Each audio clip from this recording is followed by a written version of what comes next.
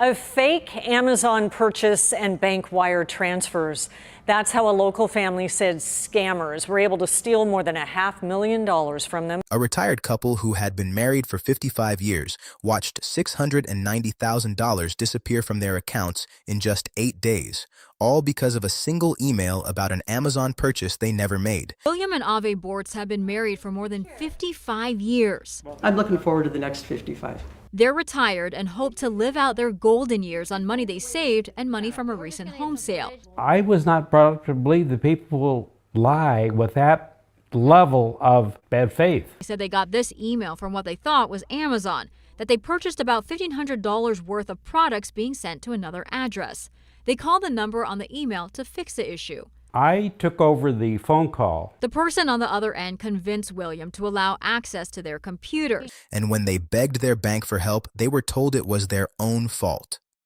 William and Abe Bortz had done everything right in life. They worked hard for decades. They saved diligently. They recently sold their home, and they were finally ready to enjoy their golden years together, with William saying he was looking forward to the next 55 years with his wife. But those golden years turned dark the moment scammers found their way into their lives, and when William described what happened to him, his words captured the betrayal perfectly. He said he was not proud to believe that people could live with that level of bad faith. If you're watching this channel for the first time, this is exactly the kind of case we investigate here. Hit that subscribe button, because understanding how these sophisticated scams work could save you or someone you love from losing everything. What makes this case particularly devastating is how it exposes a painful truth about elder fraud in America. Scammers have become so skilled at manipulation that even careful, intelligent people can be fooled, and when victims turn to the financial institutions that are supposed to protect them, they often find those doors slammed shut with blame placed squarely on their shoulders. The Bortz family lived in the North County area of San Diego, and in January of last year, they received what appeared to be an email from Amazon indicating they had purchased approximately $1,500 worth of products that were being shipped to an address they didn't recognize. This is where the trap was set.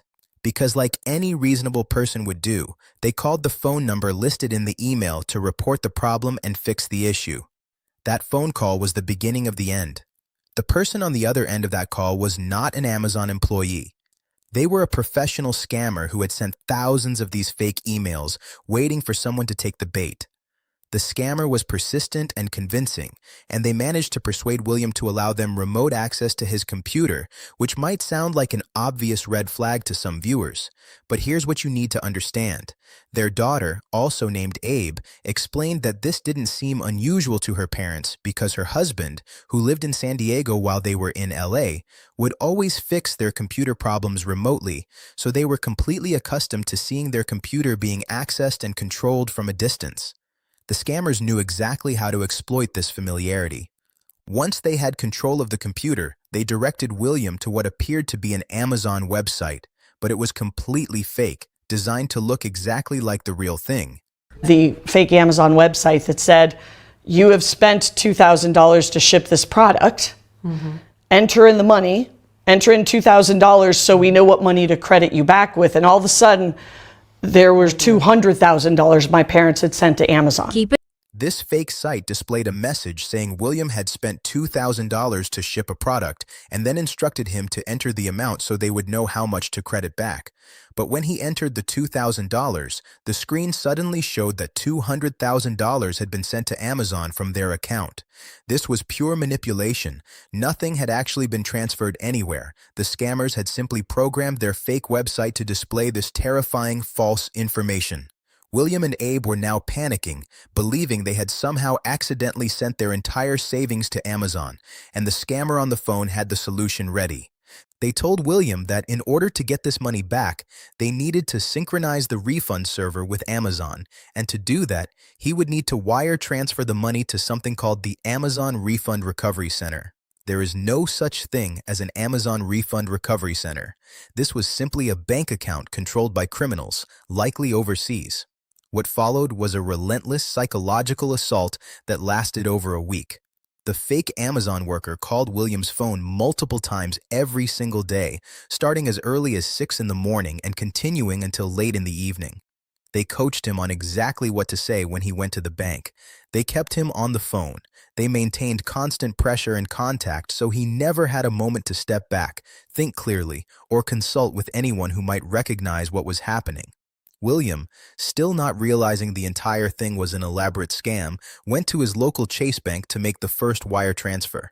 He visited 2 different Chase branches in the North County area 4 separate times over the course of 8 days, wiring money to accounts in Hong Kong and China. His daughter pointed out something critical. Her father had never wired money to a foreign country before this, not once in his entire life, and suddenly he was making multiple international wire transfers in rapid succession to countries he had no connection to. The total amount stolen was $690,500, nearly $700,000 of retirement savings gone in just over a week. Never wired money to a foreign country before this. The total loss, $690,500. I felt very violated. The hackers are getting away with wire transfers because they know the banks will sit back and do nothing to stop them. When William described his feelings about what happened, he said simply that he felt very violated, and that violation extended beyond just the scammers to include the institution he trusted to protect his money. William feels strongly that Chase Bank could have and should have done more to prevent this from happening. He told investigators that he thought the bank should have asked him more questions, that they should have shown him his bank balance after the transactions so he could see his accounts being drained in real time. Instead of protecting him, he said they asked him something completely different. They asked if he would consider becoming a client of their private banking operation because he had access to such significant funds. They were trying to upsell him while criminals were emptying his accounts.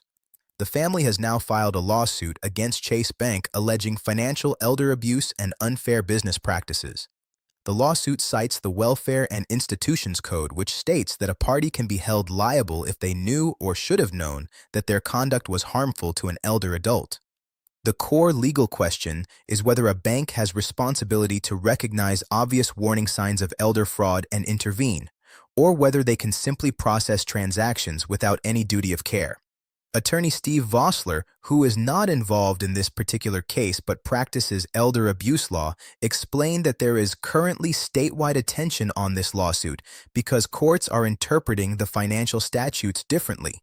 Some courts are saying that if the bank should have known about the scam, they can be held liable, while other courts are saying the bank needs to have actual direct knowledge of the fraud. The initial lawsuit was dismissed by the federal court, but it is currently active in the appeals process, meaning this legal fight is far from over and could set important precedent for elder fraud cases across California. Chase Bank's response to the family has been devastating in its coldness. According to the Bortz family, Chase essentially told them that they were willing participants in everything that happened and that the bank doesn't owe them a dime. A Chase spokesperson stated that while Mr. Bortz is entitled to make a dispute, the federal court has already dismissed his claim twice, and added that consumers should always be suspicious when someone they don't know asks them to urgently send money. There is one small piece of good news in this nightmare. The Bortz family said that hackers were also able to access their retirement investment accounts, but unlike Chase, their investment company was able to reimburse that money. This contrast raises important questions about why one financial institution took responsibility while another refused. The family has filed reports with multiple agencies, including the Sheriff's Department and the FBI, though public reporting doesn't indicate whether any arrests have been made or whether the scammers have been identified. Their daughter expressed her frustration with the entire system, saying that hackers are getting away with wire transfers because they know the banks will sit back and do nothing to stop them. She also mentioned that she had talked to her parents in the past about scams, but this one was so sophisticated that even prior warnings weren't enough to protect them. Here are the critical red flags from this case that every viewer needs to understand and share with vulnerable loved ones. First, any unexpected email about a purchase you didn't make that includes a phone number to call is almost certainly a scam. Legitimate companies like Amazon have official customer service channels and will never ask you to call a random number from an email. Second, never allow anyone remote access to your computer unless you initiated the contact with a company you absolutely trust and verified their identity through official channels. Third, any request to wire money internationally, especially to Hong Kong or China, should trigger immediate suspicion. Wire transfers are nearly impossible to reverse or trace once sent. Fourth, scammers create urgency and maintain constant contact specifically to prevent you from thinking clearly or consulting with family members. If someone is calling you multiple times a day and pressuring you to act immediately, that is a massive warning sign. Fifth, legitimate companies like Amazon will never ask you to wire transfer money for refunds. That's simply not how refunds work.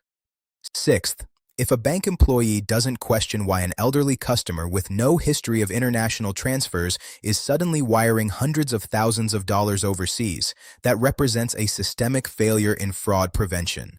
If this story resonated with you and you want to protect the people you care about from similar devastation, please subscribe to this channel and share this video with everyone who needs to see it. The Bortz family did nothing wrong except trust people who didn't deserve that trust, and their story is a painful reminder that our financial systems often fail the people who need protection most. William and Abe worked their entire lives, saved carefully, sold their home planning for a comfortable retirement, and in 8 days, criminals took nearly everything while a major bank processed the transactions without meaningful intervention. The lesson here isn't to blame victims. The lesson is that we need better systems, better protections, and more accountability from the institutions we trust with our money.